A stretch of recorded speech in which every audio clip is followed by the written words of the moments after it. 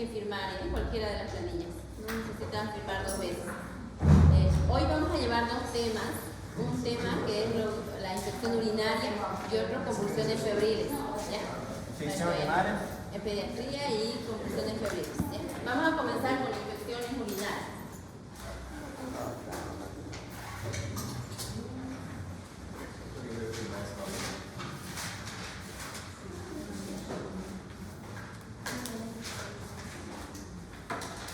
Ustedes saben que las infecciones urinarias es una patología muy frecuente. Vamos a tomar atención, por favor.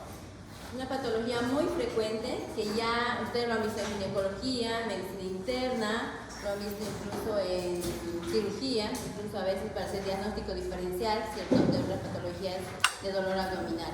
Entonces en pediatría igual es una patología frecuente que muchas veces, a veces es un diagnóstico ya de exclusión como que lo último, porque empezamos con otras patologías, ¿ya? Entonces lo primero que tenemos que saber de las infecciones urinarias es ¿qué es una infección urinaria o a qué se debe una infección urinaria? ¿Alguno de ustedes entiende eso? Cuando hablamos de infección urinaria, la definición, ¿cuál sería? ¿De qué? La infección en el tracto urinario. ¿Pero debido a qué se infecciona el tracto urinario? ¿Qué pasa? Ya, debido a patógenos. ¿Pero qué hacen esos patógenos? Proliferan. Antes de proliferar, ¿qué hacen? Invaden la parte de la vía urinaria, ¿no? Entonces, infección urinaria como concepto es la invasión de patógenos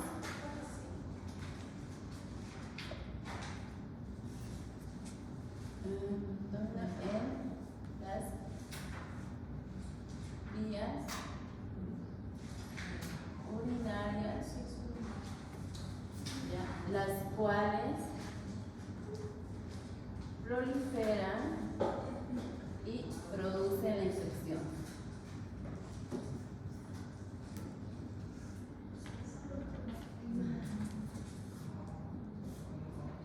Entonces, recuerden bien, tenemos una vía urinaria, dime.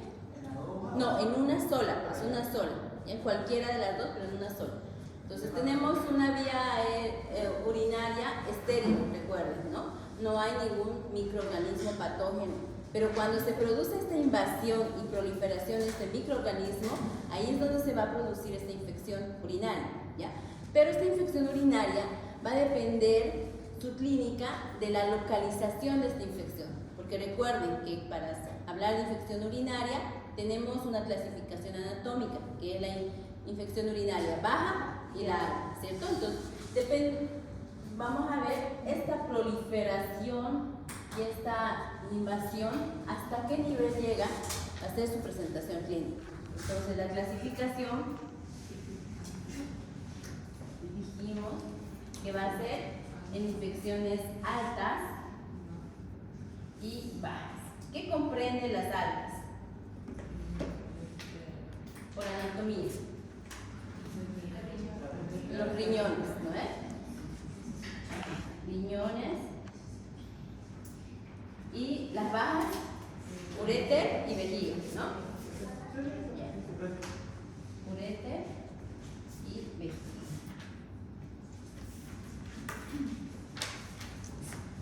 Por lo tanto, por esta presentación anatómica va a haber una presentación clínica. Si hay una infección a nivel de los riñones, ¿cómo se llama esa infección? Pielonefritis, ¿no ven? Entonces, pielonefritis. A veces esta clasificación o este análisis a veces los confunde mucho ustedes. Cuando hablan de infecciones urinarias bajas, a veces mencionan la pielonefritis. Si se dan cuenta, es infecciones urinarias altas. Afecta el parénquima renal, es decir, los riñones, y produce la pielonefritis. Pero otra presentación clínica puede ser la infección igual sepsis, pero de punto de partida renal. Esto se llama urosepsis. Y ahorita vamos a ir hablando las diferencias clínicas de cada uno, ¿ya? Pero estas son presentaciones clínicas. Y cuando hay afectación del uréter, ¿cómo se llama? ¿Esa infección? Uretritis. Entonces, uretritis. Y si hay solamente afectación de vejiga, cistitis. Estos conceptos deben estar bien claros para ustedes, ¿ya? Definición, ¿qué pasa cuando hay una infección urinaria o qué ha pasado por fisiopatología, ¿ya? Y saber la clasificación anatómica, su localización de la afectación y la presentación clínica que van a ocurrir cada vez que se afecta una parte anatómica de lo que hemos mencionado. ¿Listo? Hasta aquí está claro, ¿cierto? Ahora vamos a hablar de estos microorganismos, de estos patógenos que yo les había mencionado. ¿Cuál es su etiología de esta?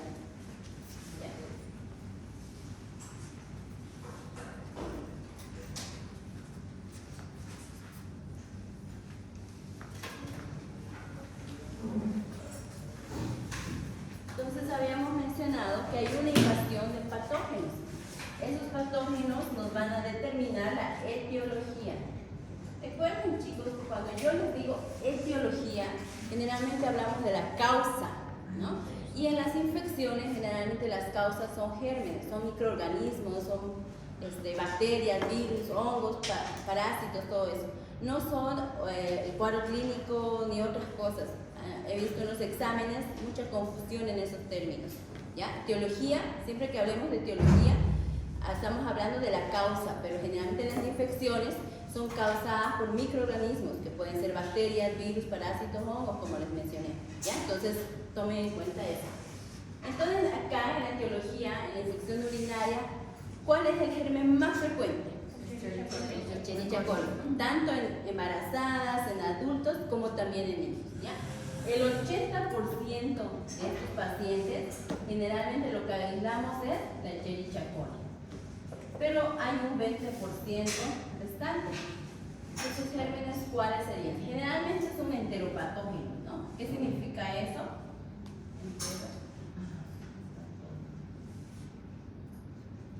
¿Qué significa eso?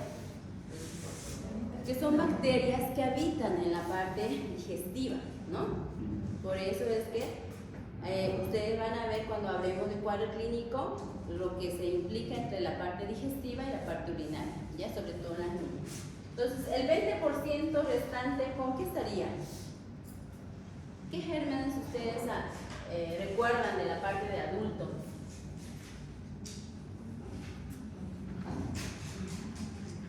Klebsiella, ¿no? El coli ya el 80%, es el germen. Cuando yo les mencione, por ejemplo, en el examen, el Escherichia coli es el germen más frecuente en infección urinaria, verdadero, ¿cierto? Porque es el 80%. Dime. ¿Cuál? ¿Crítica? Cándida, pero son hongos, eso más en inmunodeprimidos, ¿ya? Pero gérmenes así, bacterias. Uno, la Klebsiella, ¿no? Proteus, Mirabilis, y también en embarazadas o adolescentes las clamidias, pero más que todo en niños, estos son los que son más frecuentes, ya los preservo. 80% Escherichia coli y el 20% Klebsiella proteus, ¿ya? Y ya resuelven algunos adolescentes clamidias. Ok, entonces, ahora que ya sabemos cómo se produce esa infección urinaria, a qué nivel afecta, por qué gérmenes afecta, vamos a ver cuál es el cuadro clínico. ¿Ya? Vamos a hablar primero el cuadro clínico de acuerdo a la presentación clínica. ¿Ya? No vayan a confundir. Presentación clínica es la forma de cómo los síntomas están siendo presentados por el paciente, pero de acuerdo a la localización, ¿ya? Pues no es una infección. Entonces dijimos que generalmente vemos pielonefritis, después dijimos cistitis, que son las más frecuentes, y uretritis.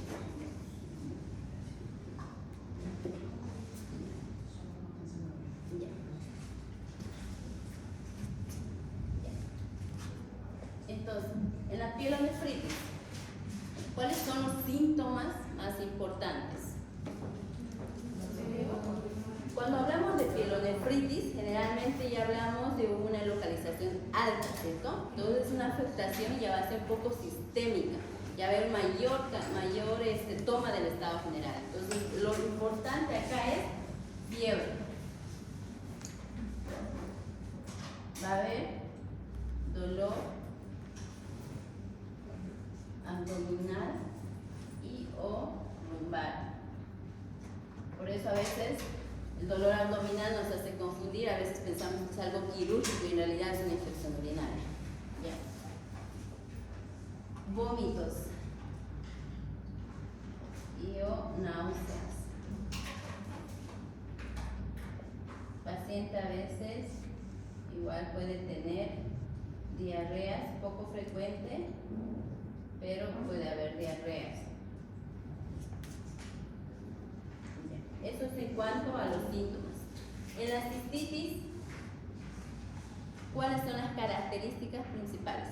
No estoy mencionando acá, recuerden, ninguna edad de paciente, solamente la presentación clínica. ¿Por la fiebre?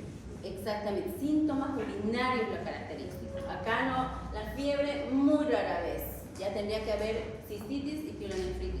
Pero acá generalmente son los síntomas urinarios. ¿Cuáles son? Disuria, ¿no? Ya, disuria. ¿Qué significa disuria? Dolor al orinar. Ya. ¿Qué más?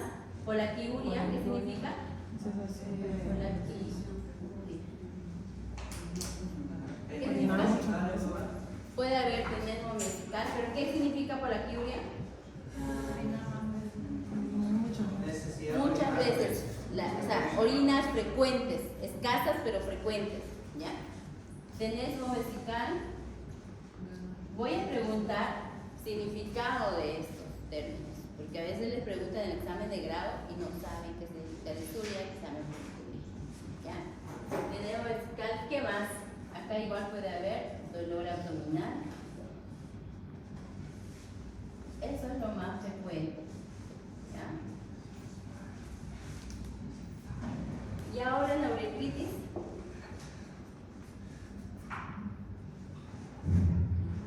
En la uretritis lo mismo, puede haber dolores, generalmente lo que más es la disuria y es más frecuente en niños que niñas, ¿ya? Más frecuente. Pero son unos síntomas muy parecidos a la cistitis, no hay mucha diferencia, ¿ya? Pero es más la disuria. Hasta acá han entendido. Recuerden que esto solamente es la presentación clínica de los síntomas generales que caracteriza a cada uno. De acuerdo a esto, nosotros tenemos que ver la diferencia entre el grupo etario, porque un niño menor de 3 meses es muy diferente su clínica a un niño mayor de 3 meses, o a un niño escolar o adolescente. ¿Listo? Ya, voy a borrar. Ahora vamos a, ya que sabemos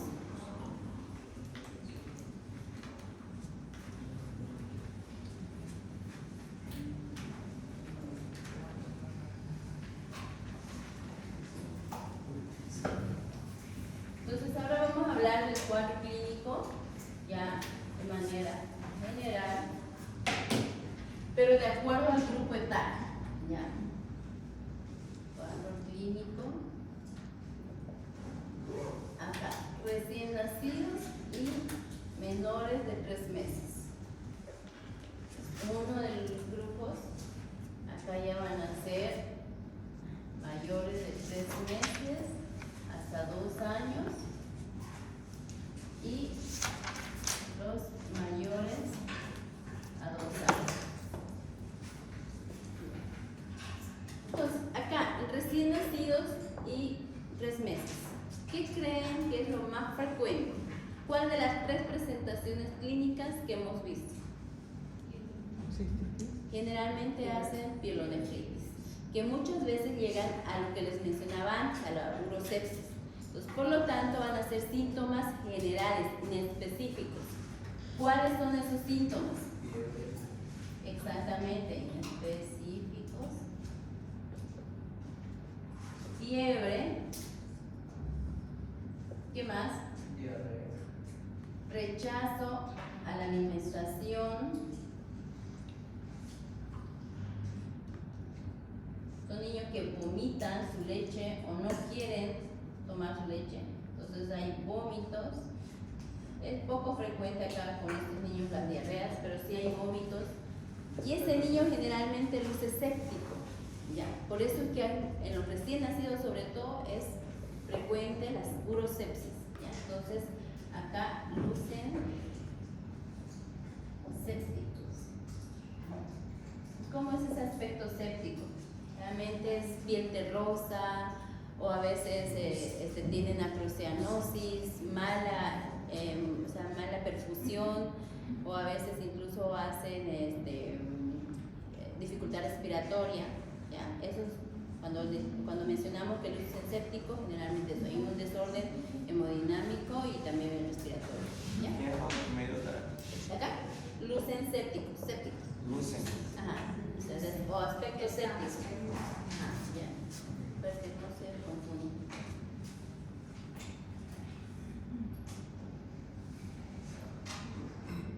Entonces, en todo paciente recién nacido o menor de 3 meses, estos síntomas nos tienen que hacer pensar una infección urinaria. ¿Cómo lo vamos a diagnosticar o confirmar nuestra sospecha? Obviamente con los laboratorios, ya que ahora más adelante vamos a hablar, pero por lo menos la parte clínica acá. Ahora, ya vamos luego a 3 meses y 2 años. Acá, ¿qué tipo de presentación clínica también sería frecuente en este grupo etario?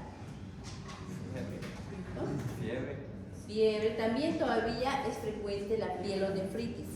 Pero acá un dato muy importante, aquí es más frecuente en niños. ¿Ya? Y aquí, a partir de acá, ya es más frecuente en niñas.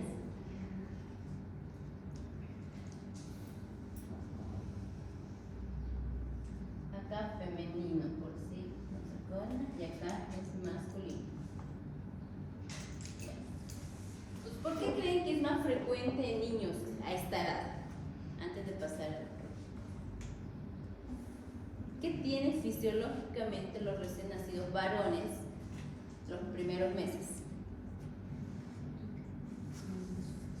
¿Qué? Nada.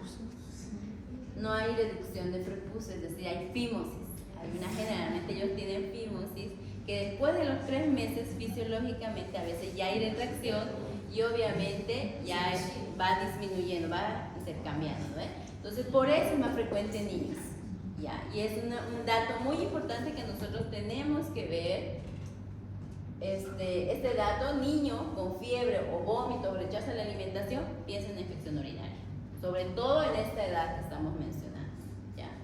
Entonces, ahora, ya en pacientes de mayores de 3 meses a 2 años, ya en niñas es mucho más frecuente. ¿Por qué?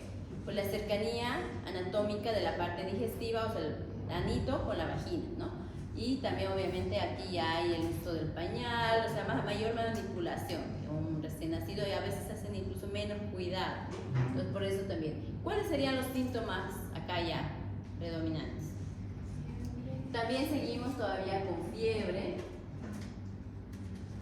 Pero antes del rechazo de alimentación, acá es frecuente los vómitos o las náuseas.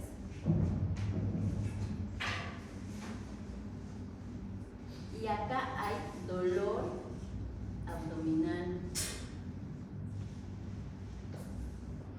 Puede haber orinas fétidas.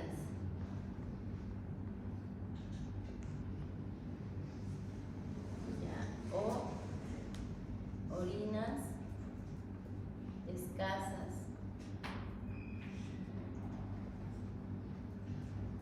o lúbricas. Generalmente estos síntomas son los que predominan, ¿ya? Y más frecuente, como les dije, ya acá en niñas, sexo femenino. Cuando ya hablamos de niños mayores de 2 años, ¿cuáles creen que serán lo más frecuente? ¿Por qué acá todavía, antes de pasar acá, por qué acá en este grupo etario todavía sigue siendo la pielonefritis una de las presentaciones clínicas más frecuentes? ¿Por qué creen? ¿Qué condiciona eso?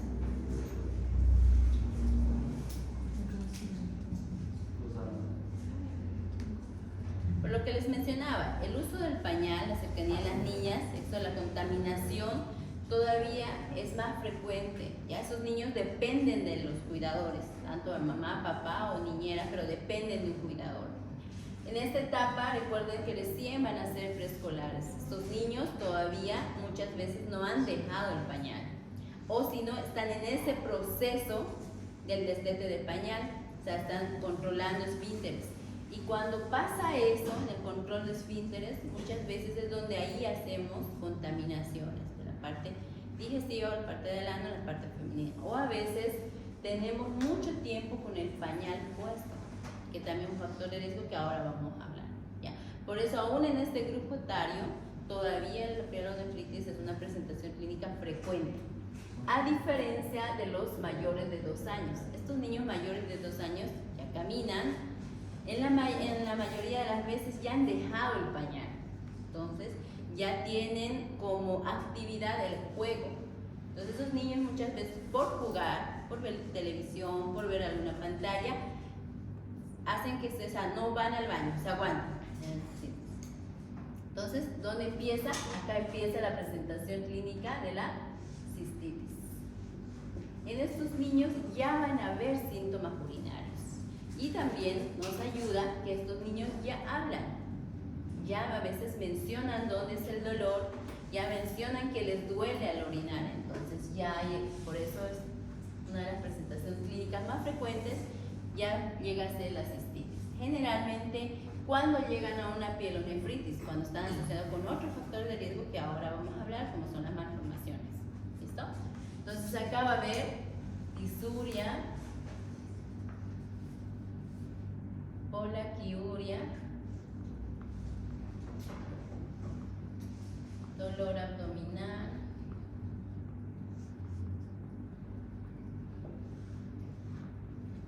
y también puede haber fiebre, pero de forma ocasional, o inapetencia.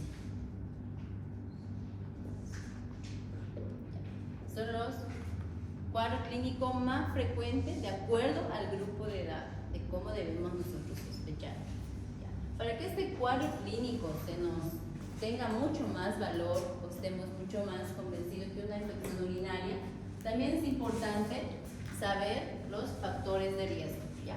¿Cuáles son esos factores de riesgo que hacen predisponente a los pacientes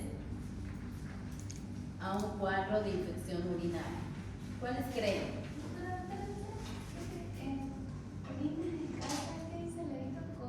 Colúricas. ¿Saben qué significa colúricas? Sí. ¿Qué tipo? ¿Cómo son las orinas colúricas? Exactamente. Amarillo, naranja, ¿no? Esas son las colúricas. Generalmente pacientes que están deshidratados o pacientes que no tengan buen vaciamiento, ¿no? O retenciones urinarias.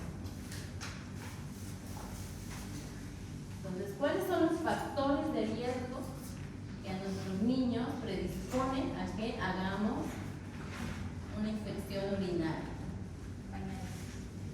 Primero, el uso inadecuado o la manipulación inadecuada, sería higiénica sobre todo, ¿no? Factores de riesgo. Un factor de riesgo es la edad.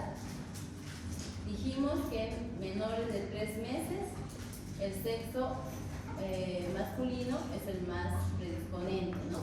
Y en mayores de 3 meses el sexo femenino es mayor predisponente. La edad. Otro, las medidas o las medidas higiénicas. Medidas higiénicas inadecuadas. ¿Cuáles serían esas medidas higiénicas inadecuadas? Uso por largo tiempo del pañal, ejemplo, ¿ya?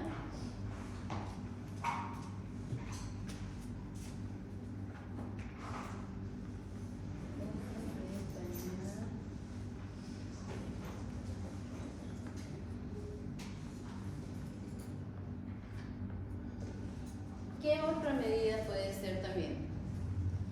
¿Será que a través de otro tipo de mecanismo podemos provocar esta invasión de gérmenes? ¿Cómo debe ser la limpieza al momento de cuando hay catarse o evacuaciones en el bebé, tanto en el varoncito como en la niña, sobre todo en la niña? ¿Cómo debe ser esa limpieza? ¿De adelante para atrás o de atrás para adelante? De adelante para atrás. Pues muchas veces, ¿qué hacen las mamás? Agarran las dos patitas del bebé y de atrás hacia adelante lo limpian. Es muy frecuente que lo vean ustedes, de repente en casa o algo así. ¿Qué hacen? Todos los gérmenes de la parte anal me lo traen a la parte vaginal y de ahí la contaminación, la invasión de estos gérmenes. Entonces, eso es muy importante. Cuando ustedes tengan un paciente con infección urinaria, indaguen todos estos factores de riesgo, porque ese paciente puede que en ese momento resuelva su infección urinaria, pero si estos factores de riesgo aún siguen persistiendo con la familia o con la mamá, con ese bebé, obviamente va a volver a repetir. Y cada infección urinaria, sobre todo la pielonefritis, recuerden que su secuela, digamos, que más temida es que deje cicatrices renales. ¿Qué significa? Daños pequeños en el parénquima renal. Y cada daño, cada infección urinaria va a ser. Ese niño a futuro va a tener problemas renales en la etapa adultez. Entonces, no lo veamos tan inocuo esto, ¿sí? Tiene igual secuela. Entonces, la higiene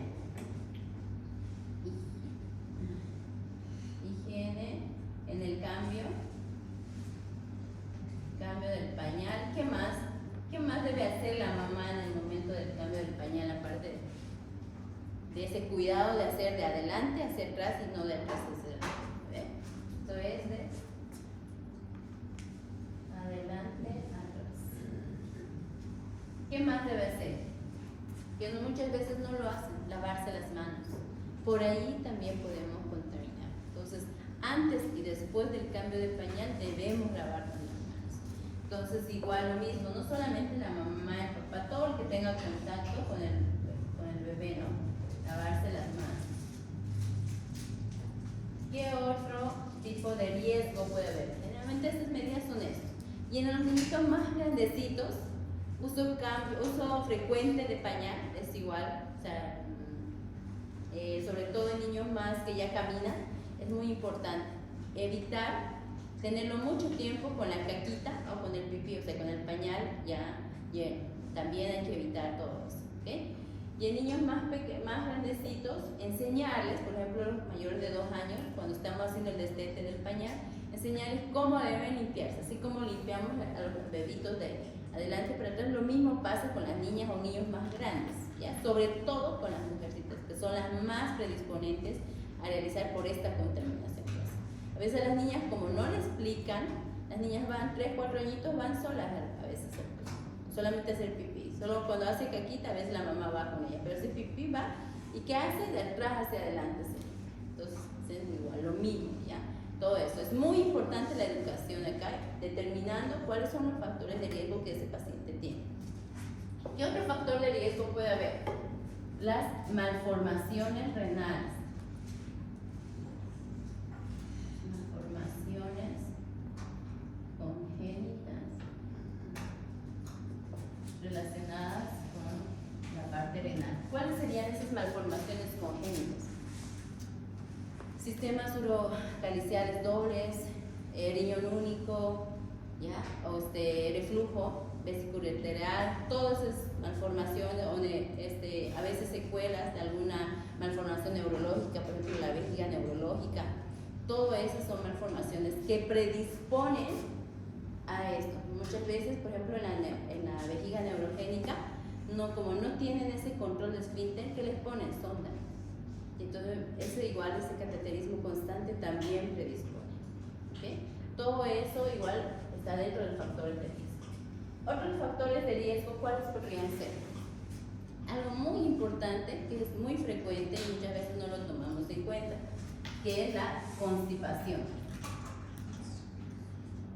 es el mecanismo que hace que un paciente con constipación tenga una infección o predisponga a una infección urinaria? ¿Por qué creen? ¿Cómo creen que se relaciona esto a la constipación? ¿Alguno sabe? ¿Tiene idea? A ver, Katy. ¿No?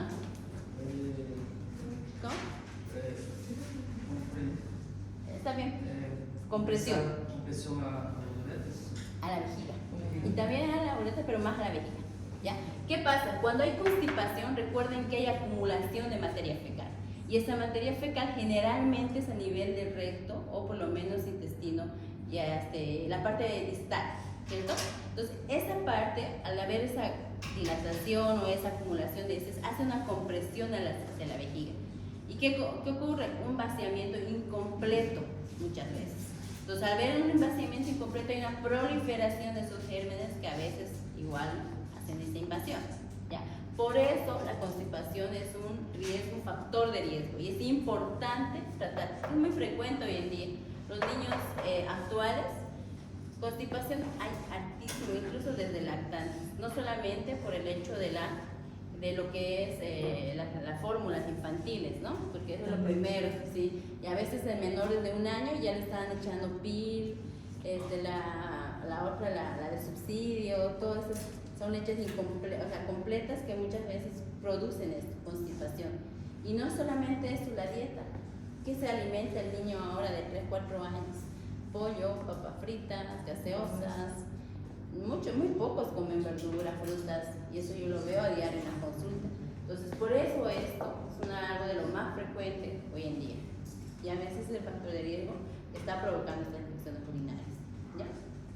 Entonces, otro de los factores de riesgo, pero en este caso no en contra, sino en beneficio, ¿cuál sería?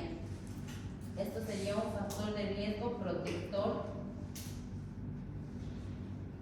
Es la lactancia materna. ¿Por qué? Porque produce inmunidad, ¿no? O sea, transfiere inmunidad. Entonces, es muy importante lactancia materna. Es muy importante, sobre todo en los niñitos menores de 3 meses, siempre promover lactancia materna exclusiva, ¿ya? Pero como un factor de riesgo protector, no algo malo, ¿ya? Lo malo es más que todo todo lo que es relacionado con la higiene, la edad, la constipación y las malformaciones. ¿Ya? Ahora ya sabemos, tenemos cuadro clínico, de acuerdo a la edad, de acuerdo a la presentación clínica, tenemos estos factores de riesgo. Ahora vamos a ver cómo confirmamos nuestra sospecha diagnóstica. ¿Ya? Entonces, ahí acá es una patología que sí o sí debemos auxiliarnos para hacer un diagnóstico definitivo, confirmativo, con un laboratorio. ¿Cuál es el gol estándar para que ustedes digan es una infección urinaria? ¿Cuál? No. Urocultivo. No vayan a confundir. El gol estándar se explica como que el definitivo. ¿Ya? Con eso no. Pero el más rápido, el que más nos ayuda, digamos, a iniciar una terapéutica rápida es el examen general de orina, ¿ya? Pero tiene muchos, digamos, datos que a veces nos dan falsos positivos o falsos negativos, ¿no? Entonces eso es lo malo, pero sin embargo igual no podemos esperar 3 días, que es como mínimo un urocultivo para comenzar el tratamiento, ¿cierto? Entonces lo que hacemos es pedir las dos cosas. Entonces nuestro diagnóstico definitivo,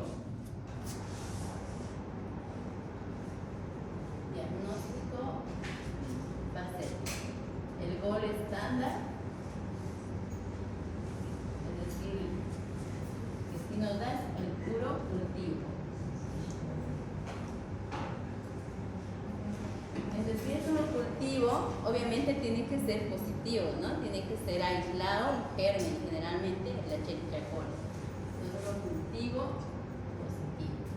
Pero el que nos ayuda igual es el examen general de orina, famoso EGO que les mencioné, ¿no? El examen general de orina. Pero tenemos que tener nosotros, para tener una especificidad y una realmente mayor porcentaje de confiabilidad del examen general de orina, debe ser una toma muy bien recolectada, ¿ya? ¿Qué significa? Depende de la edad del paciente, vamos a tener diferentes formas de tomar un examen general de orina. Por ejemplo, los lactantes, ¿cómo lo vamos a tomar? Toma de muestra.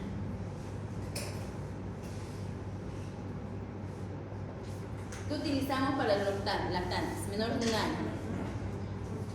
¿Sabe? ¿No? Hay una bolsita colectora que se le Las bolsas recolectoras de orina. ¿Ya? Bolsa recolectora de orina. ¿Ya? Obviamente estas bolsas recolectoras son pediátricas, ¿no? Pero esta, si bien es la más común, no es la ideal, ¿ya? La ideal y la que nos da una muestra más estéril, obviamente es el cateterismo o la función vesical, pero son muy traumáticas, entonces tratamos de no utilizar, ¿no? O sea, eso es como que lo ideal, pero lo dejamos para casos especiales. Entonces, ¿qué hacemos? Esa la imagino con, ¿no?, una bolsa recolectora, pero es importante saber utilizarla, porque como debe ser, a veces la mamá agarra una bolsa recolectora desde la mañana hasta la noche y esto está súper contaminado, la muestra ya no sirve y a veces nos da un falso positivo, a veces simplemente no sale, los resultados de acuerdo a la clínica del paciente. ¿Okay? Entonces, ¿cuáles deben ser las condiciones para utilizar esa bolsa recolectora?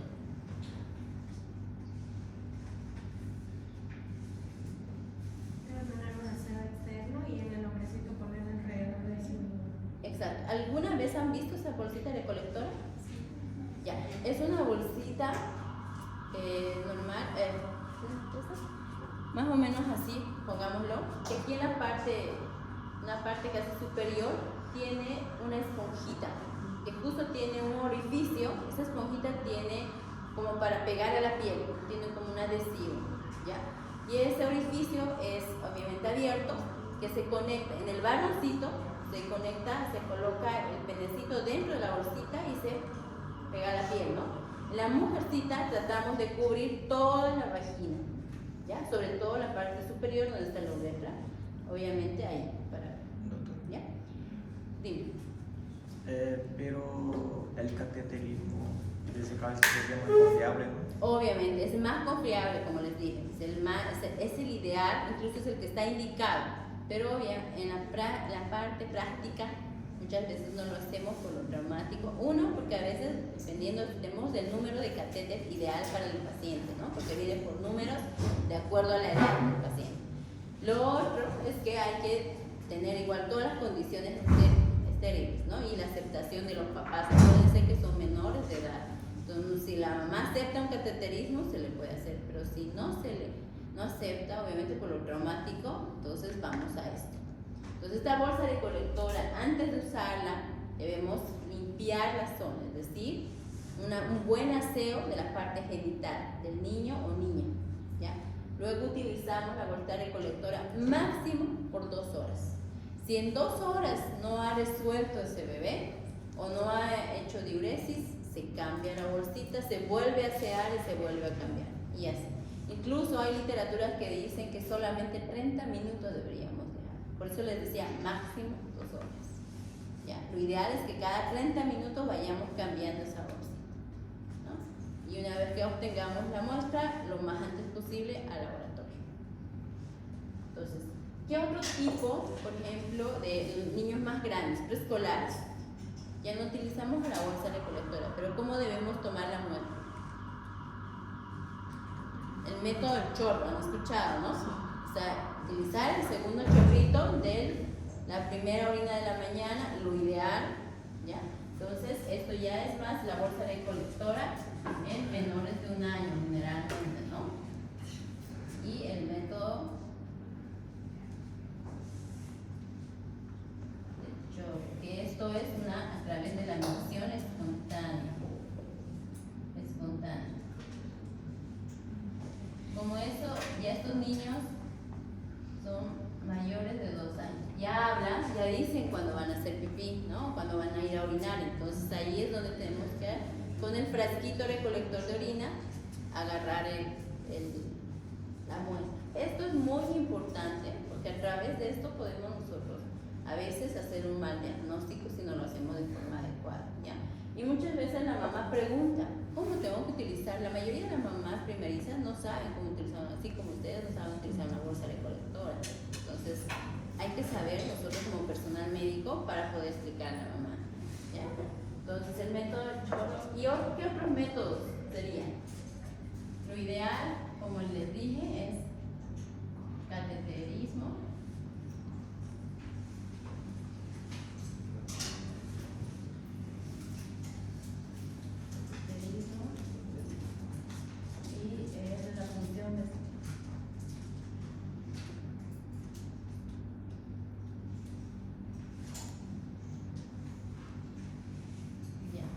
Esto es lo ideal, pero lo que más hacemos es esto, ¿no? Una vez que ya tengamos nuestra muestra recolectada y obviamente ya enviada al laboratorio, nos van a llegar los resultados.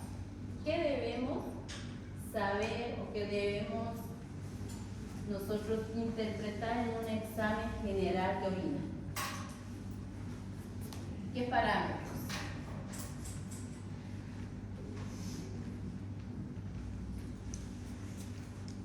¿Alguna vez han tenido en sus manos el resultado de un examen general? Creo que sí, ¿no? Ajá. ¿Qué es lo primero que debemos ver? ¿Qué ve o qué evalúan en la parte del examen general? Generalmente la parte macroscópica, la parte microscópica, ¿cierto? La parte macroscópica, que ven el color de la orina, el olor, la cantidad. Ajá, color, olor, ¿qué más? ¿Qué? La cantidad. La cantidad. Ya. Y luego ya vamos a los exámenes químicos, ¿no? Que son el pH, a ver, la densidad y la parte de la celularidad, que ya sería la presencia de leucocituria.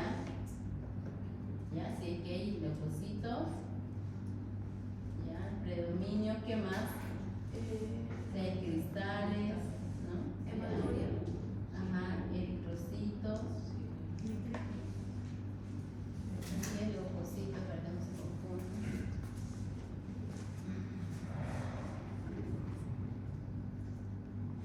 Leucocitos. Ya. Ahora sí, con todos sus valores, color normal, ¿cuál es? Amarillo claro o ámbar, ¿no?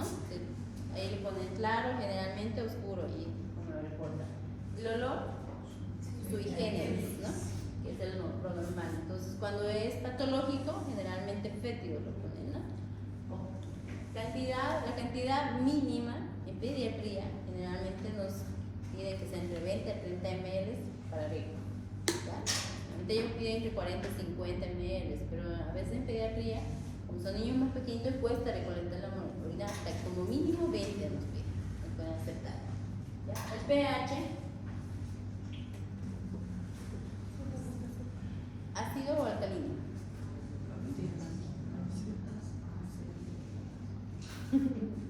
¿Qué pH tiene? Generalmente ácido, ¿ya?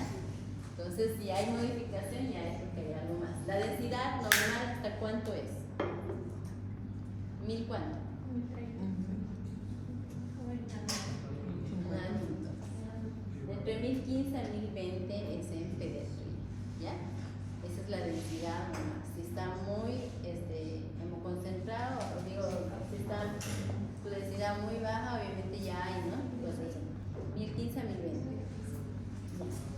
Ahora, acá es donde más nos vamos a ver, y la parte química, eso es la parte de los requisitos, pero la parte química es lo que nos falta, ¿no? Que es la presencia de nitritos, proteínas,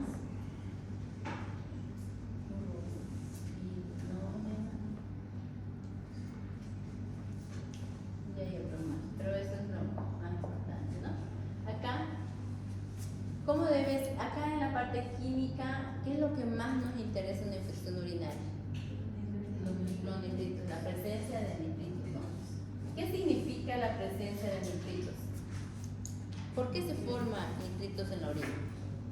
¿Qué son los nitritos? Los desechos metabólicos de las bacterias. Exactamente eso, los desechos metabólicos de las bacterias. Por eso si no hay gérmenes, los nitritos van a ser negativos. Pero en una cistitis puede estar negativo. Eso quiere decir que todavía la invasión no es alta, ¿no? Entonces ahí. Ok. ¿Proteínas puede haber? Puede haber una cruz, no sobrepasa de eso. ¿Por qué? Porque hay una inflamación e infección, ¿no? A nivel renal y obviamente puede haber. Sobre todo en las pielonefritis, más que en las cistitis. Globilinógeno negativo, generalmente, esto puede ser una cruz. Ahora vamos a la celularidad, que es lo muy importante. Lo normal de leucocitos en orina, ¿cuánto es? ¿Hasta cuánto? Lo ideal es que no haya, ¿no? Pero lo normal que se puede considerar hasta cuánto. ¿De cuánto? ¿Cuánto? No, de 35 no. ¿De cuánto? ¿A 5? ¿A 5? No, hasta 8 podemos hacer. De 0 a 8 células por campo. Máximo, ahí se podría considerar, obviamente, normal, si es que el nitritos está negativo y todo eso, ¿no? Pero más de 8 por campo ya hay que pensar en una infección urinaria.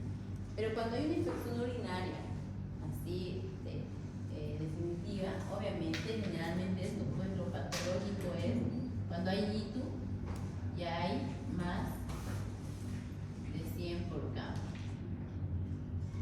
Generalmente. Pero obviamente con 35, 40 células por campo, nosotros igual tenemos que sospechar una infección. Pero cuando hablamos de pielonefritis, generalmente, ya lo vamos a ver ahorita las diferencias entre la alta y la baja, que es otra cosa que hay que saber. Las altas generalmente más de 100 por campo, a diferencia de la infección urinaria baja. ¿Ya? Entonces, los eritrocitos, eso sí no debe haber ninguno, ¿no? Debe ser 0, más. Entonces, cuando hay, obviamente, infección puede haber, pero no sobrepasa los 10 células de eritrocitos. 0,2, 0,3, lo que sale. Cristales, eso debe ser negativo, ¿no? La idea es que no hay, porque los cristales igual son desechos de oxalato de calcio, ¿no? Entonces, la idea es que no hay. Generalmente cuando lo hay es porque ese niño no está tomando mucho líquido, está formando sus cristales, ¿no? Ya. Entonces, hasta acá, vieron que hay 2 exámenes que nosotros debemos tomar en cuenta. Uno es el urocultivo, pero que tenemos la desventaja que el resultado lo tenemos 3 días como mínimo después de la toma de muestra. Entonces no podemos esperar ese tiempo para nosotros poder realizar el tratamiento. Por lo tanto, tenemos que tomar a la vez un examen general de orina. Entonces, en ese examen general de orina ustedes van a confirmar generalmente esa clínica que ya tienen con su patología. Si es una infección urinaria alta, generalmente hay nitritos positivos y leucocitos positivos, ¿sí? ¿Ya? Pero si es una infección urinaria baja, generalmente solamente puede haber leucocitos en menos de 100 por campo y nitritos negativos. Pero ya vamos a ver cuál es la diferencia, ¿ya? Pero ¿qué otros laboratorios más podemos nosotros solicitar aparte de esto? Aparte del examen de orina, su urocultivo, el hemograma, ¿cierto? Entonces,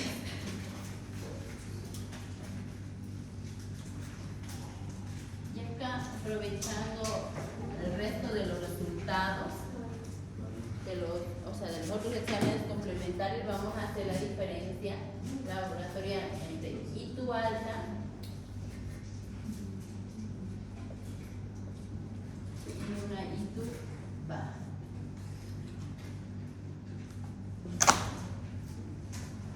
Entonces dijimos que en la ITU alta, el ego, los leucos, son más de 100 por campo. Hay nitritos positivos, ¿cierto? Eso es lo más fundamental. En la baja, los leucos generalmente están menos de 100 por campo. Y los nitritos, obviamente, son negativos. Esto es en un ego, para que no confundan. Entonces, pero aparte del ego, vamos a pedir pedir también un hemograma. El hemograma, ¿qué va a haber en una infección urinaria alta? Si dijimos que era algo más sistémico, incluso puede haber una urosepsis, ¿qué podría haber? Leucocitos, ¿no ve? Va a haber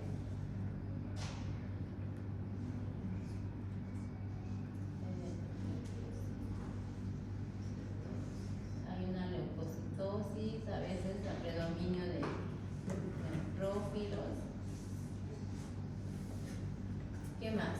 Y acá puede estar el hemograma normal incluso, sin afectaciones. Ya, esa es la diferencia. Acá, aparte del hemograma, ¿qué más tendríamos que pedir? ¿Qué otro laboratorio de fase aguda o de reactante de fase aguda? ¿Qué pedimos todo cuando tenemos sospecha de infección? Aparte del hemograma. PCR, proteína C reactiva, ¿no ves? PCR, que es la proteína C reactiva. Un marcador de inflamación, ¿no? Entonces en esto, por ejemplo, en la alta es generalmente positiva, en la baja viene negativa. ¿Ya qué significa? Eso tiene sus valores referenciales. La mayoría viene por numeración mayor a 6 miligramos por decilitro o simplemente le reportan positivo o negativo. ¿Ya? Pero en las altas sí hay afectaciones. ¿Qué otro reactante de fase aguda puede haber? La BCG. ¿Ya? La BCG también es positiva en la pielonefritis, es decir, en la infección urinaria alta, y en la baja generalmente normal. ¿Ya? Cuando hablamos de infecciones urinarias bajas, si se dan cuenta, los síntomas son bien localizados, todavía no hay una afectación sistémica, no hay todavía igual modificación de la parte del hemograma ni los otros reactantes de fase aguda. ¿Ya? Debemos pedir algo más. El resto de los exámenes complementarios va a depender del paciente. Por ejemplo, si tiene un paciente con un antecedente de malformación congénita, ¿qué tendríamos que pedir? Función renal, ¿no? Antes, y también ecografía. Función renal, urea y creatinina. Saber cómo está ese riñoncito. Y obviamente, ¿en qué casos vamos a pedir? Por ejemplo, cuando solicitamos ecografía. En la ecografía, ¿qué puede reportar en la infección urinaria? Hidronefrosis, exacto, dilatación, pilocaliciales, lo que más se reporta. Pero no es un dato importante, o sea, no es un obligatorio solicitar ese examen. Vamos a ver en qué casos solicitar exámenes de imagen, ¿ya? Hasta acá, ¿verdad? Para que no se confunda, hasta acá esto es lo más importante en cuanto al laboratorio, la diferencia entre una alta y una baja. Y en una diferencia clínica, si yo les pido diferencias clínicas y laboratoriales de una infección alta y baja, la laboratorial sería esta. La clínica sería que en la infección urinaria alta hay síntomas sistémicos, es decir, fiebre, vómito, dolor abdominal, ¿no? Y en la baja hay más síntomas urinarios, que son disuria, prolactiuria, ¿no? Tenesmo, todo eso. Dolor abdominal también que puede haber. Entonces, están claros hasta acá, ¿no? Estas dos cosas puedo pedir. Okay. Ya. Entonces, ahora, ¿en qué otros, aparte de estos exámenes de laboratorio que ya les mencioné, también, como ustedes dijeron, muchas veces solicitamos los exámenes de imagen? Dentro de esos exámenes de imagen está la ecografía. Los estudios de imagen. Ahí está, sobre todo, la ecografía vésico-ureteral.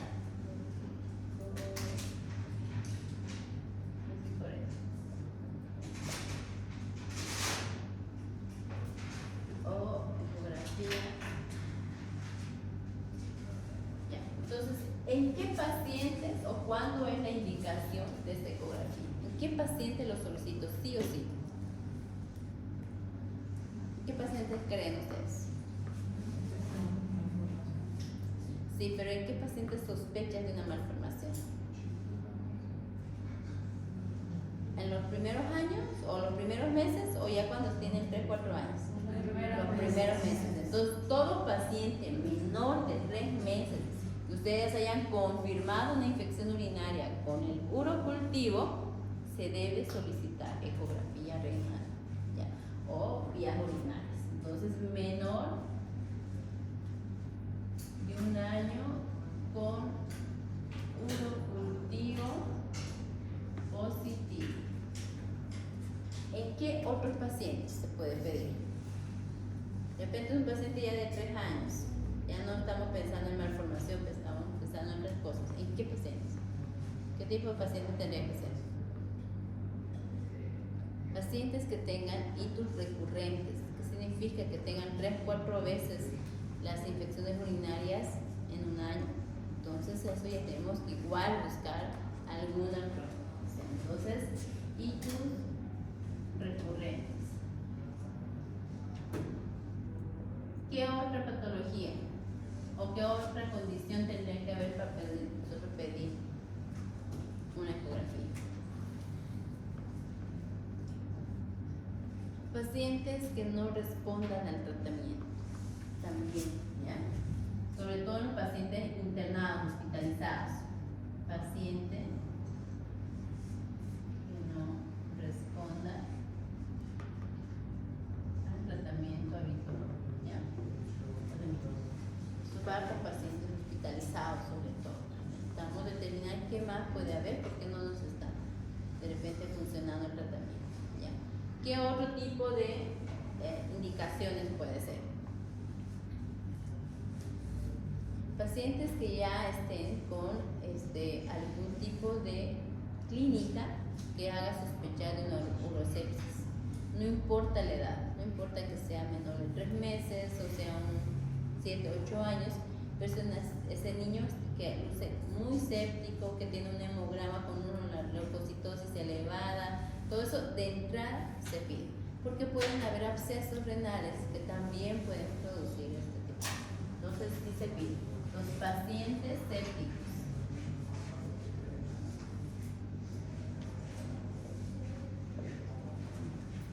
Entonces ya tenemos, esta es la ecografía, es uno de los primeros estudios de imagen. Después se puede realizar TAC de uroTAC, que es el TAC de vías de riñón y vías urinarias, o la resonancia magnética. Pero esto generalmente ya son indicaciones súper especiales que el especialista, ya sea el urólogo o el nefrólogo, es quien lo indica. Por eso no se los voy a colocar acá. ¿Ya? Entonces, ¿en qué casos nosotros enviamos a esos especialistas? Tanto como médicos generales como pediatras. Cuando hacemos la indicación de interconsulta, ya sea con urología o nefrología pediátrica, ¿no? ¿En qué casos creen ustedes? Lo primero, pacientes que estemos sospechando en malformaciones, que hayamos hecho una ecografía y nos diga doble sistema vesical o riñón único o reflujo reflujo vesicoureteral, ¿ya? En esos pacientes que nosotros tengamos algún dato de una malformación, se indica. Entonces, datos de malformaciones renales, ¿no? ¿Qué más? ¿Qué me decían nosotros los pacientes que tengan hitos recurrentes, ¿no? Pacientes con hitos recurrentes, lo mismo. Recurrentes. ¿Qué otra patología? ¿Qué otras condiciones referimos? O interconsultamos con la subespecialidad. En pacientes que a veces tengan aislado el germen BLE resistentes o pacientes que tengan un aislado germen no habitual, que es la Escherichia coli.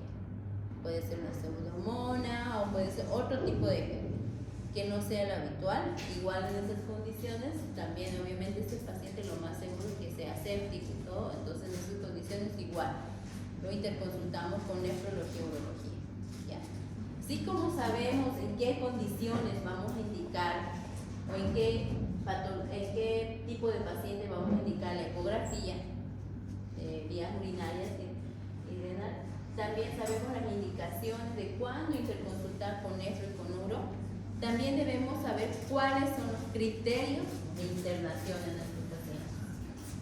¿Cuáles serían esos criterios de internación? Porque todo paciente, por el mismo daño o las secuelas que les dije de las cicatrices renales, debemos evitar complicaciones con estos niños. Entonces, ¿cuáles serían los criterios de internación?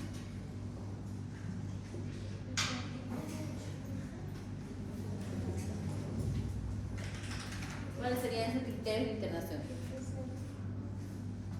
Ya, un paciente que luce séptico. ¿Qué más?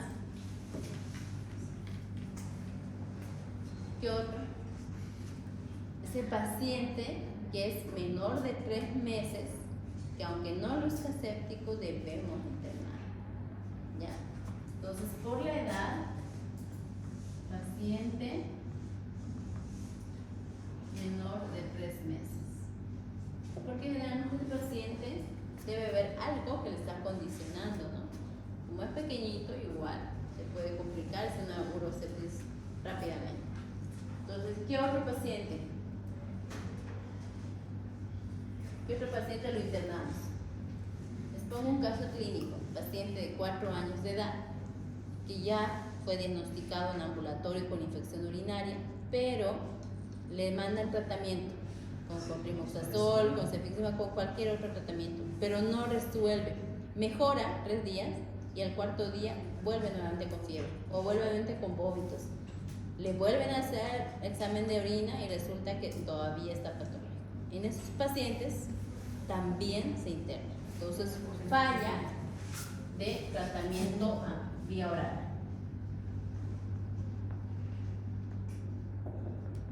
También se interna. Ya. Otro, paciente con comorbilidad. ¿Qué significa eso? Comorbilidad. ¿Qué significa? Que tenga una patología de base. ¿Cuáles serían en este caso, por ejemplo, las patologías de base que pueden predisponer a una infección urinaria? ¿Cuál? Pueden ser pacientes inmunodeprimidos, paciente que tenga TB o un paciente que tenga VIH, pero ¿qué más? Eso más en adulto, pero en pediatría. ¿Lo qué? Los pacientes neurológicos, esos pacientes PCI que tienen parálisis cerebral infantil, los postrados, esos niños tienden a ser muy frecuentes, porque a veces a la vez que estén postrados hacen constipación y pueden realizar. Generalmente pacientes que sean PCI, ¿no? O pueden ser cardiópatas, que tenemos que cuidar que no se nos complique, desnutridos. Todos los pacientes por su comorbilidad debemos tratar de internarlos. ¿Okay? ¿Qué otra condición tendría que ser? Acá en nuestro ambiente se ve mucho la condición social. ¿Qué significa eso? Que nosotros veamos que ese paciente, ya sea por problemas económicos o por problemas simplemente de descuido de la mamá, no estemos garantizando que se complete el tratamiento. Porque muchas veces en los seguros no tenemos el medicamento y la mamá lo tiene que comprar. Y la mamá a veces no lo vemos las características y vemos que no lo va a comprar. O a veces ya es recurrente. Es su segunda consulta o la tercera vez que viene a emergencia y viene por lo mismo. Y pone excusas de que no ha conseguido el tratamiento por X razón. Pero ese paciente entonces por condición social, aunque no luzca muy séptico, se interna. No importa igual la edad, se interna. Ya, entonces garantizar de que reciba el tratamiento. Esa sería la parte social. ¿Y qué otro tipo de pacientes que ya tengan malformaciones renales, o sea, itus recurrentes? ¿Ya? Pacientes con malformaciones renales que sean resistentes generalmente ya a los antibióticos orales, o pacientes que tengan itus recurrentes. Entonces, todas estas condiciones son los criterios de internación. Todo paciente con cualquiera de esta condición se interna. ¿Ya? Para que ya veamos. Ahora que ya hablamos de internación, nos toca hablar del tratamiento. ¿Ya? El tratamiento va a depender de la presentación clínica y del cuadro clínico del paciente. Si ese paciente tiene solamente una cistitis y no una pielonefritis, está estable, no está vomitando. Antes que me olvide, acá en la otra condición de lo que sea de internación es paciente que no tolere a la vía oral. Recuerden que en los primeros, en la pielonefritis, sobre todo, uno de los síntomas cardinales es los vómitos. El paciente muchas veces vomita, por más que le coloque antiemético, entonces obviamente no va a recibir el tratamiento. Entonces ese paciente se interna. ¿Ya? Importante. Entonces, el tratamiento puede ser por vía oral o por vía endovenosa. Vamos a primero hablar de ese tratamiento ambulatorio que vamos a dar por vía oral a nuestro paciente. Entonces, tratamiento ambulatorio. ¿En qué pacientes? Va a ser pacientes que estén hemodinámicamente bien, estables, que toleren la vía oral, generalmente que sean mayores de 1 año, que no tengan comorbilidad, pacientes que nosotros estemos casi seguros que la mamá o los cuidadores lleguen a garantizar el tratamiento. Entonces, en nuestros pacientes nosotros vamos a indicar el tratamiento vía oral. El tratamiento fundamental es varios pilares. Uno, obviamente, es la hidratación, ¿no?, de ese paciente. No importa que sea por vía oral, es un tratamiento de sostén. Dentro de ese tratamiento también están los antibióticos y el tratamiento preventivo, que son las recomendaciones que vamos a dar a la mamá. La hidratación, lactancia materna, aumentar la ingesta de líquidos, sales de hidratación oral, incluso todo eso podría entrar ahí, ¿ya? Pero los antibióticos, ¿se puede pasar amoxicilina todavía? sí, amoxicilina en antibióticos, sí. Ya. Tenemos 3 elecciones. Nuestra primera elección va a ser amoxicilina. Amoxicilina aún todavía sigue siendo nuestra primera elección. ¿Ya? ¿Cuánto es la dosis de la amoxicilina? Esto ya hemos llevado. Respiratoria. Es la misma dosis. ¿Cuánto es la dosis de la amoxicilina?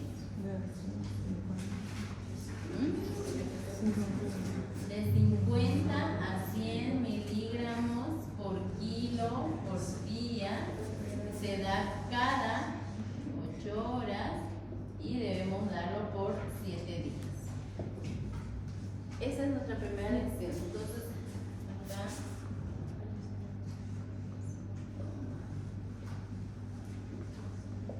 Nuestra segunda, ¿cuál sería?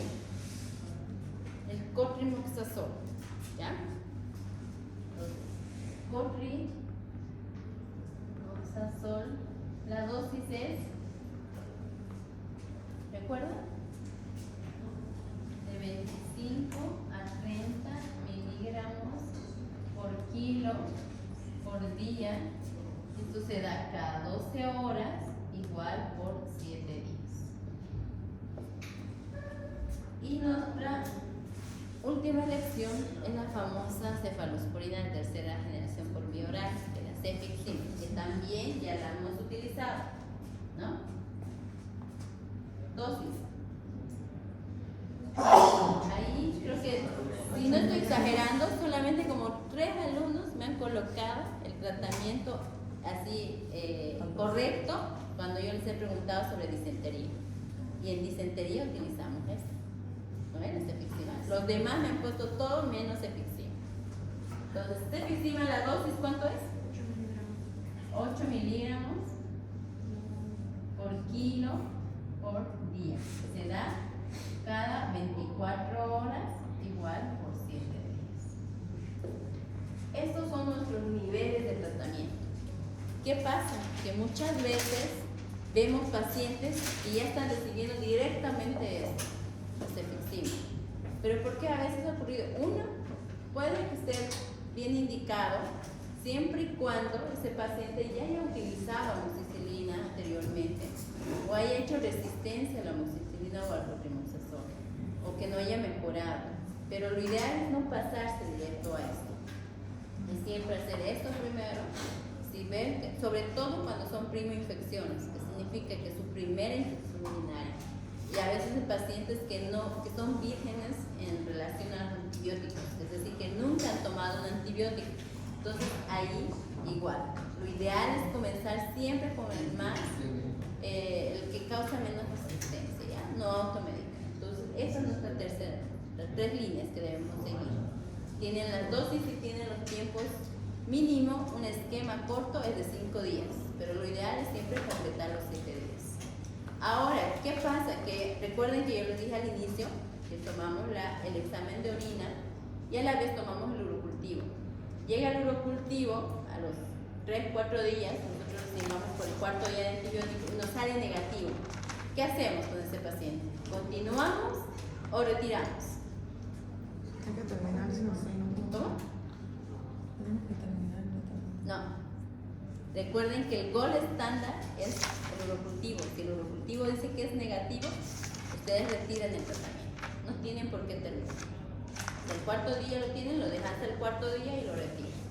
Muchas veces podemos igual buscar otra causa, no necesariamente tuvo que ser una infección urinaria, ¿ya?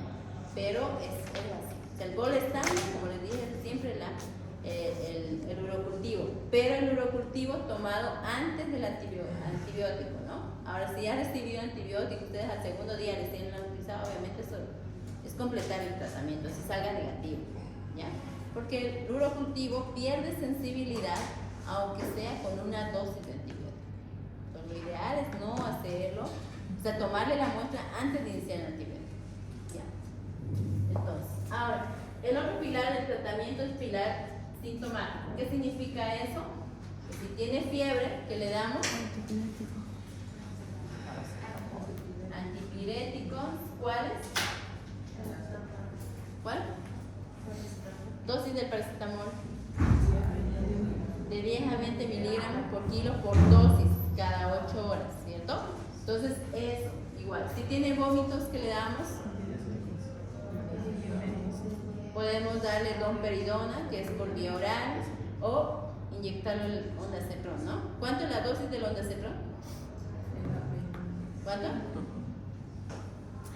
Esas son las diarreas, hemos llevado ahí. Ondansetron, y vamos a seguir llevando. 0,15 miligramos por kilo por dosis, acuérdense. Podemos dar intramuscular o endovenoso, pero en este caso, si estamos vía esta ambulatoria, le ponemos intramuscular y mandamos para la casa para completar el tratamiento, ¿no?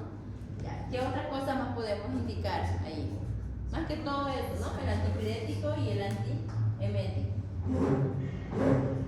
Esos dos. Y ahí ustedes le ponen cada uno de sus tratamientos. ¿Y a qué se refiere el tratamiento preventivo? ¿Qué recomendaciones hay que darle a la mamá? ¿Recuerdan los factores de riesgo? Exacto. Evitar todos esos factores de riesgo. Si está constipado, mejorar la dieta, mejorar esa condición.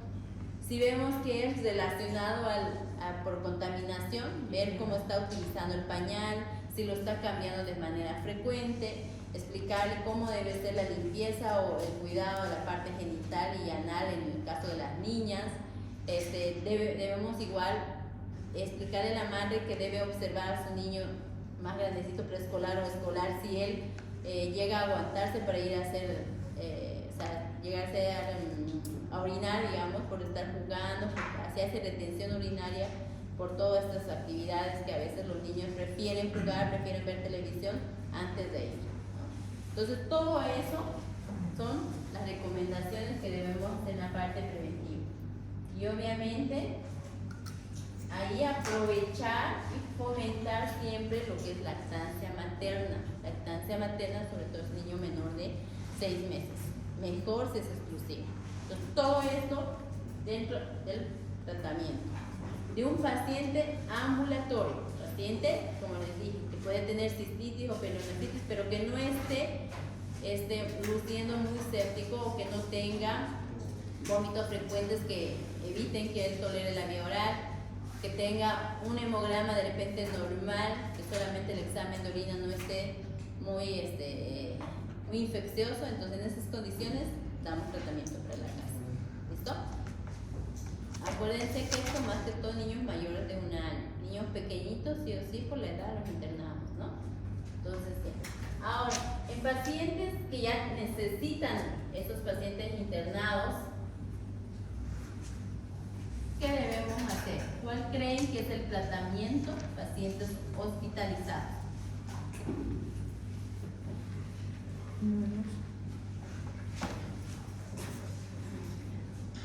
Acá. Pacientes, tratamiento hospitalario.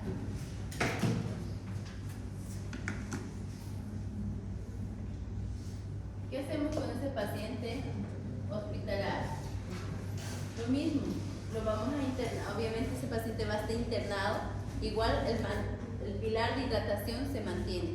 Muchas veces esos pacientes, por el mismo hecho de que estén escépticos o de que hayan tenido fiebres continuas o vómitos, los intolerancias llegan a tener cierto grado de deshidratación. Entonces debemos corregir eso. Entonces debemos hacer una hidratación endovenosa. ¿Cómo? Podemos utilizar solución fisiológica, ya, hidrataciones. Podemos hacer corrección de deshidratación,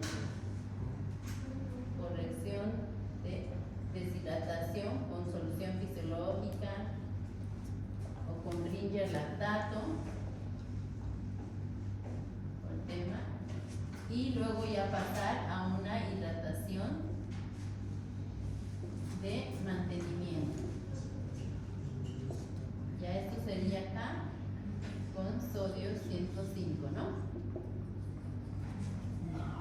Entonces, a esto se refiere cuando hablamos del pilar de hidratación. Ese paciente va a tener una vía, ustedes le van a colocar, dependiendo de cómo lo vean, si está una deshidratación moderada o severa, ustedes hacen su corrección con su solución fisiológica, o si lo ven simplemente tal vez no tan deshidratado, entonces le colocan su hidratación de mantenimiento. Pueden utilizar tanto el sodio 105 o a veces simplemente la fisiológica hasta que el niño tolere mejor o esté ya más hidratadito.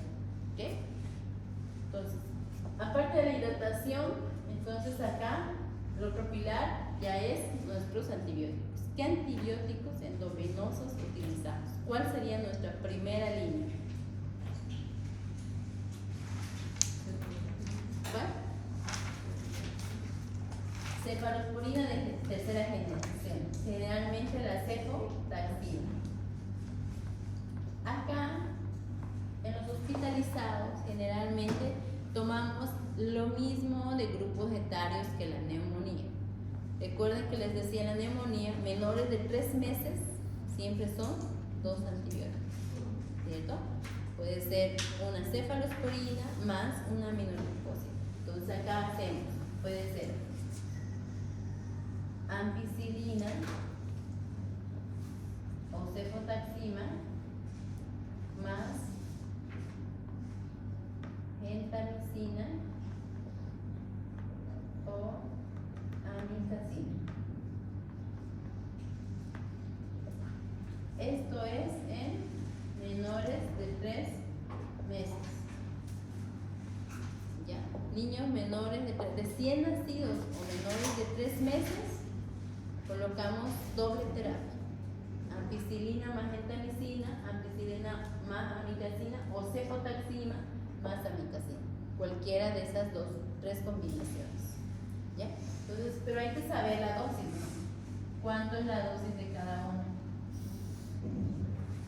Dosis de la ampicilina. Uy, tan mal. De 50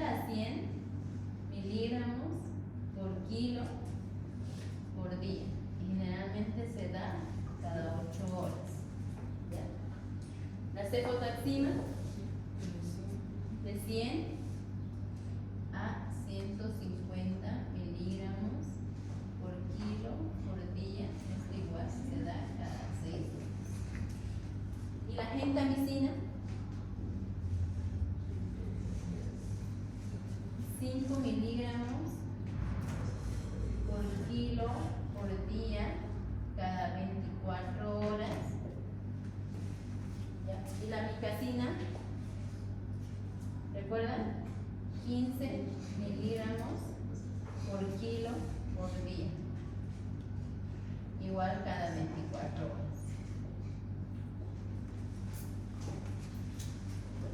Estos 4 antibióticos sí deben saberlos. Ya. Igual, si se dan cuenta más adelante, en los niñitos mayores de 3 meses o mayores de 2 meses, lo mínimo vamos a utilizar solamente que uno. ¿Ya? ¿Puedo borrar hasta acá? ¿No? Recuerden, recién nacidos o menores de 3 meses, 2 antibióticos. Puede ser la combinación de ampicilina más gentamicina o ampicilina más amicacina. ¿Ya? Cefotaxima más, generalmente la cefo más combinamos con la amicacina. ¿Y en qué casos? Generalmente los que lucen más sépticos, los más graves. Conjuntos 4. Cualquiera de esas menores de combinaciones. 3 Menores de 3. No los 4. No, sí. Combinación de uno de estos dos más uno de esos dos. ¿Ya? Pero puede. Generalmente la ampicilina, esta la combinamos más con la gentamicina. Y la cefotaxima la combinamos más la amicacina. ¿Cuál va a ser nuestra primera línea? Generalmente esta. Y después recién, en caso de que no mejoren con ampigenta, recién pasamos a cefoamica. ¿Ya? Generalmente es así. La primera, siempre vamos a tratar de comenzar siempre ampicilina y gentamicina. Y si no resuelve el segundo día, lo vemos mucho más séptico, todo, rotamos el antibiótico, pasamos a cefotaxima más amicacina. ¿Ya? Ahora sí. Ya. Entonces vamos con esos pacientes mayores de 3 meses. ¿Ya? ¿Qué podemos indicar? ¿Cuál sería nuestra primera línea en esos pacientes?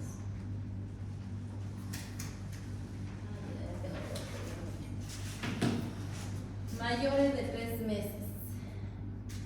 ¿Qué iniciamos? ¿Qué indicamos? ¿Qué utilizamos? Eso está dentro de esos 4 que les mencioné. ¿Cuál creen? Cefotaxima, exactamente. Cefotaxima, la misma dosis que les dije, de 100 a 150 miligramos cada 6, a estos kilos día, cada 6 horas. Venoso, ¿no? La cefotaxima. Ahora, niños mayores de 5 años, que estemos pensando más en cistitis, ¿cuál utilizamos? Igual como monoterapia. ¿Qué utilizamos? En adultos, ¿qué utilizan ustedes? Ceftriaxona. Parte de ceftriaxona, ¿qué más?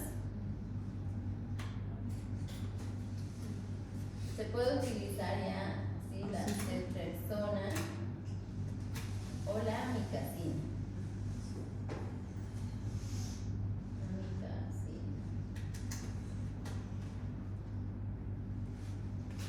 Niños mayores de 5 años. Una de las dos, no las dos. ¿Ya? Nuestra primera línea puede ser ceftriaxona, que es de 50 a 80 miligramos por kilo por día. Esto es cada 24 horas, ¿no? Y si es la amicacina, la misma dosis que les mencioné, 15 miligramos por kilo por día, igual cada 24 horas.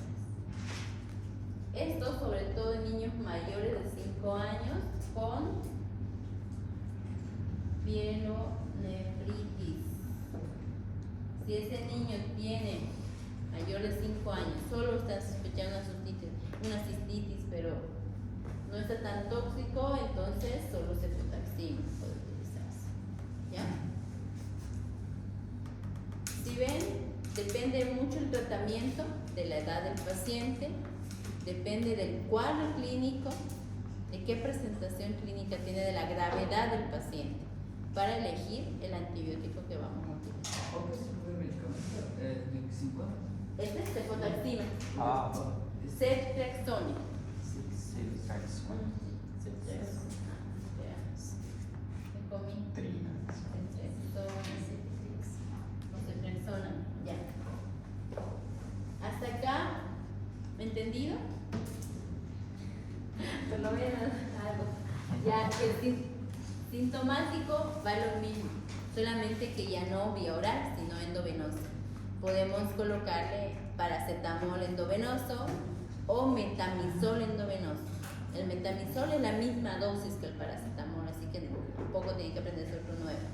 Y el ondansetron igual, lo mismo, 0,15 miligramos por kilo por día, pero ya endovenoso. Todo esto tiene que ser ya endovenoso, ¿no? Y el tratamiento preventivo, obviamente ya eso es cuando ya se da de alta la mamá, ¿no? ¿Alguna duda hasta acá? Si yo les pregunto ahora, entonces ¿saben ustedes por cuántos días vamos a utilizar esto? ¿Los antibióticos? No. En el tratamiento hospitalario, los antibióticos como mínimo, a veces utilizamos esquemas de 3 a 5 días. Y de ahí continuamos por vía oral. No tiene que el paciente estar internado los 7 días. 3 a 5 días. De 3 a 5 días, ahí evaluamos, obviamente en el hospitalizado todos los días lo evaluamos, ¿no?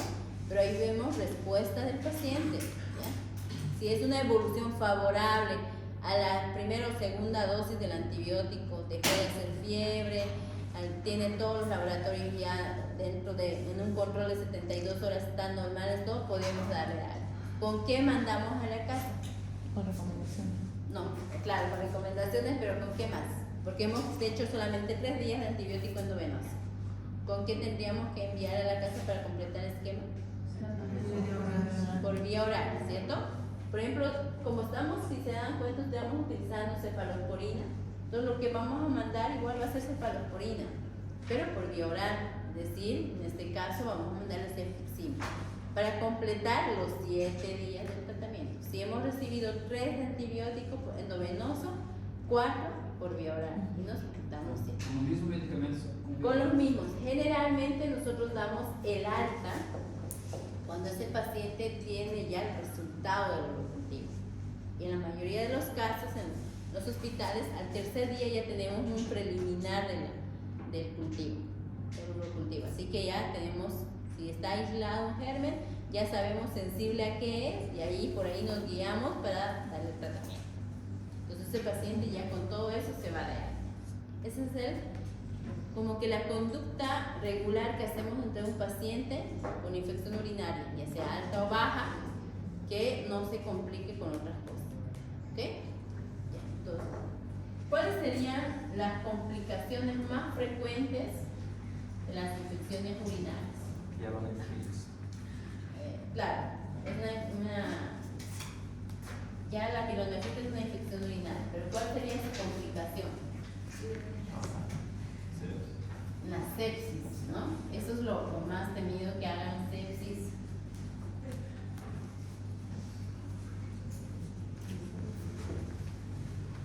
Y por continuidad a veces hacen igual diarreas, ¿no? Hacen enfermedades diarreicas agudas, se deshidratan, todo, ¿no? Porque igual están hipotermia. Esas serían las complicaciones más frecuentes. Pero hasta acá, la parte de infecciones urinarias es lo más relevante que debemos saber para una conducta en un paciente pediátrico. ¿Listo? ¿Alguna duda hasta acá? Porque nos falta un tema. No alcanzamos. ¿Alcanzamos? ¿Qué hora es? 11:30.